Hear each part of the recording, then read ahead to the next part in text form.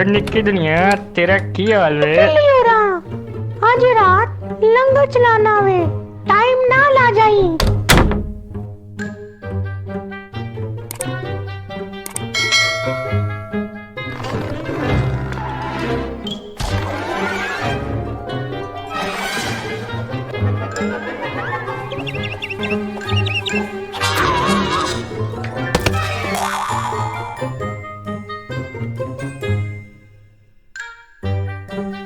साडे बगैर लंगर ते जान दी जरूरत कीती ते तेरियां लत्तां बन दियांगा।